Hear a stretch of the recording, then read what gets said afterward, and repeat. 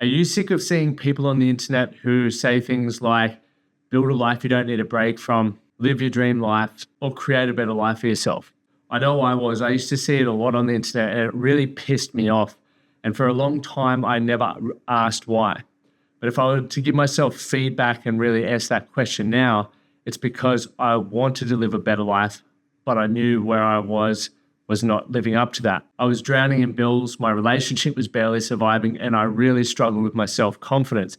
And I truly believe even to this day that those three things are very important things to living a great life. And that's what I want to talk to you about in today's podcast episode. So what I'm going to share with you, the framework, is what I used to change my life even when I wasn't mentally in the best state to do so. One of the biggest things that I see holding a lot of people back, and it held me back for a long time, was my mindset. So when I shifted from going from a fixed mindset, believing everything that I had and how I thought about things was absolute, to having a mindset where I believed I could get better outcomes and I could shift my mind, everything started to change. And I know for those who read last week's newsletter and listened to the podcast, I went a lot through that. So make sure if you missed that and you want to go into more information and hear more about that, go back to the last week's episode. In 2014, a buddy of mine invited me to a network marketing event. Now, hold your judgment on the network marketing events. I didn't really know what it was, but what he pitched it to me as was an opportunity to get around some motivated people, and it might be something that could change my life. As I've spoken about a lot on the podcast, I was desperate to change stuff. My life wasn't in a great position, but I was also hesitant to do things differently because I was, I guess, afraid of failure and I didn't want to take risks. But there was something in that invitation that prompted me to want to do it. And anyway, fast forward, I went to this event and what I witnessed was quite overwhelming, quite mind-blowing. I saw a heap of happy, clappy people jumping on tables, high-fiving and hugging each other, and themselves probably. And for me, that was a bit off-putting. But what I noticed as I sat through the day was people who were supporting each other.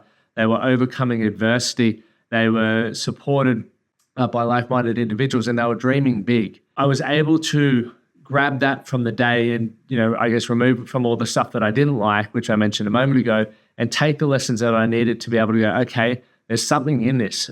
The frameworks and what they're talking about are things that I can implement into my own life to really start to facilitate change. So I ended up in that industry for a number of years and I rose to the executive level of the company and learned a lot of skills. I learned how to deal with rejection. I learned sales. I learned marketing. I started hosting events, all things and skills that would help me later when I launched the Man That Can project.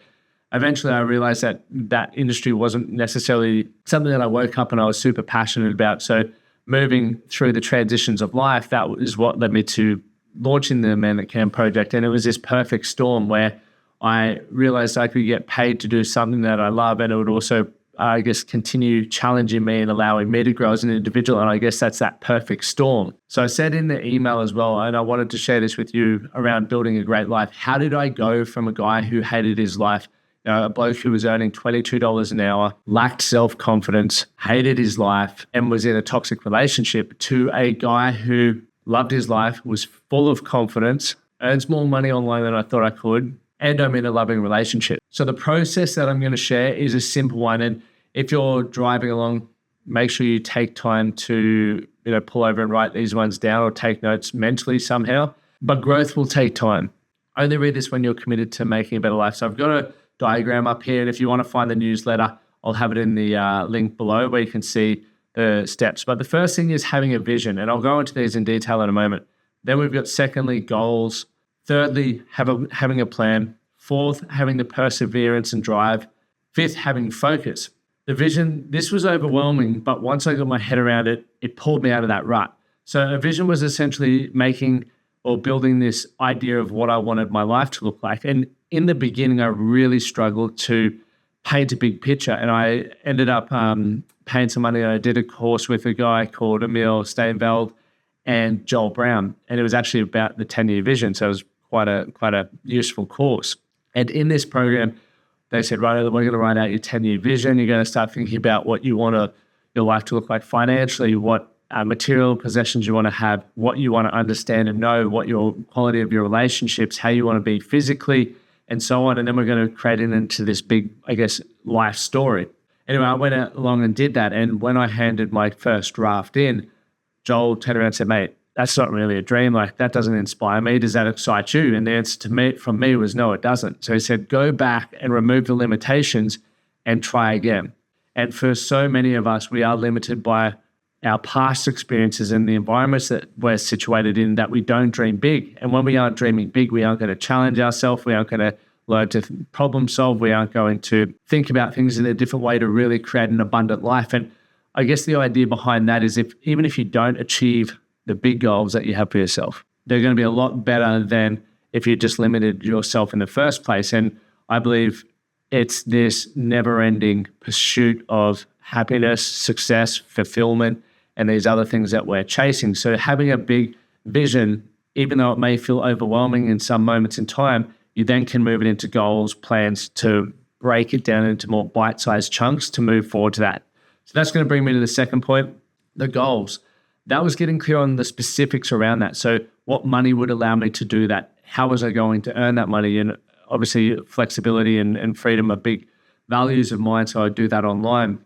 Thirdly is, who do I need to surround myself with? Sorry, that's not the third point, but this is another point with goals. Who do I need to surround myself with? What skills do I need to develop? And I started compiling all of this and then started prioritizing which ones had to happen before the other ones.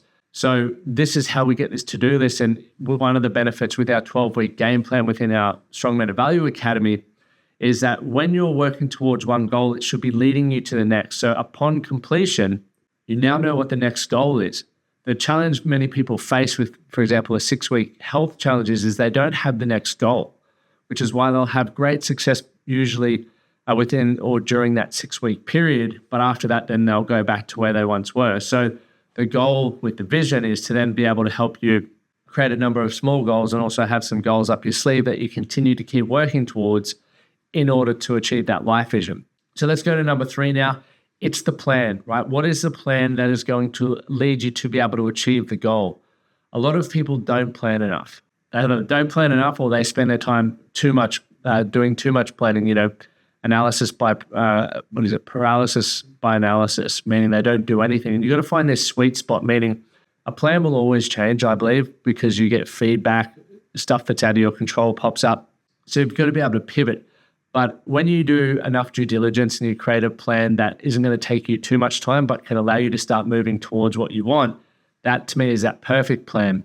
And the more experience you gain with anything, or if you're surrounded by coaches or mentors, they're going to be able to help you fast track that or move at a faster rate to achieve that outcome. So make sure you take time to plan how you're going to get to the outcome. It will help you understand potential challenges, skills that you need to develop, people, leverage, all of those sorts of things, right? We can go into more detail on that on another episode. The fourth one is perseverance or drive. We know that when obstacles jump up or rear their head, that a lot of people quit. The same with drive, or as a lot of people like to call it, motivation. Everyone gets excited in the beginning when you're setting the big goals, but after a week or two, the drive or motivation may disappear for a lot of people. So you've got to get really clear on why you want to achieve the outcome or why that vision's important to you, but you also have to accompany that with the belief that it's possible for you. Because if you don't believe it's possible for you, you're always going to be fighting with this, having two conversations in your head. One day you may believe you can do it, the other day you may not. And to be honest, I had those conversations, but I also still fundamentally believe that I can achieve the things that I'm setting out to do, even if it means I have to learn new skills, I have to make certain sacrifices, because they're all part of the process of success. So understand why you want to achieve the outcomes and what is going to get your ass out of bed even on the rainy, cold days to achieve those outcomes. Now, the final one that I mentioned was focus, right? Where focus goes, energy flows. Is it about focusing, or is it about removing distractions?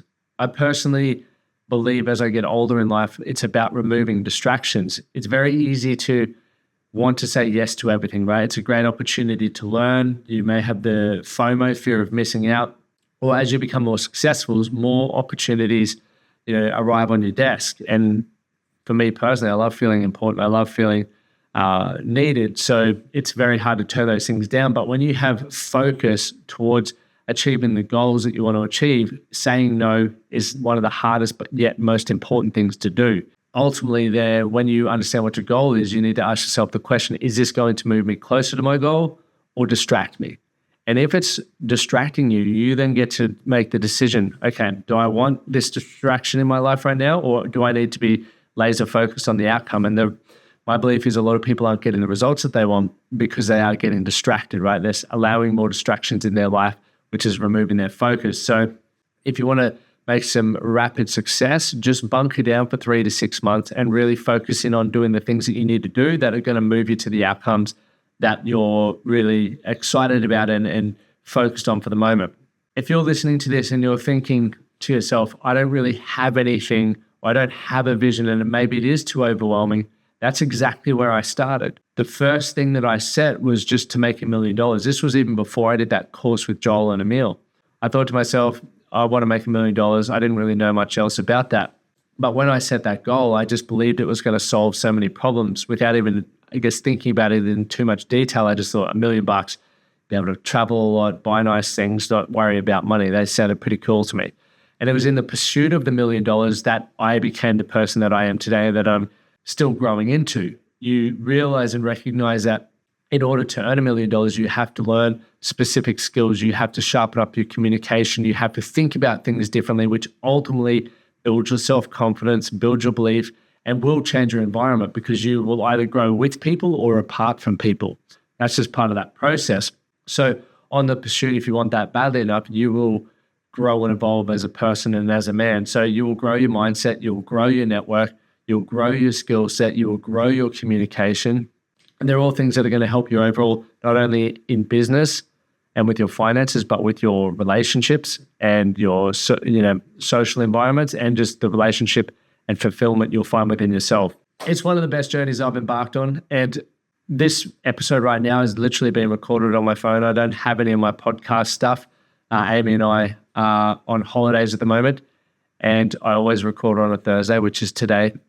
But I didn't want this to, well, the fact that I'm not at home and I wasn't prepared in time to be a reason why I didn't get an episode out. And I think when you're committed to living a great life and you have an idea of what that looks like and the things that you need to do and have committed to in order to achieve that, you'll do whatever you need to do regardless. It's very cool when you get or make progress in things to get the fancier equipment and all of that sort of stuff, and suddenly the things that you started with aren't good enough. I think that's bullshit. So I hope you enjoyed this one. I hope the audio has been fantastic. The image or the video on YouTube, I'm sure, is sharp as it's an iPhone. But if you would love to start making some progress, head over to the Academy or check out our 7-day Strongman Value Academy challenge. You can get started for $27. It's going to give you 7 days worth of deep thinking, and there's templates in there that you can actually start implementing and actioning to build a better life and really understand some fundamental things that will put you in control of your life. So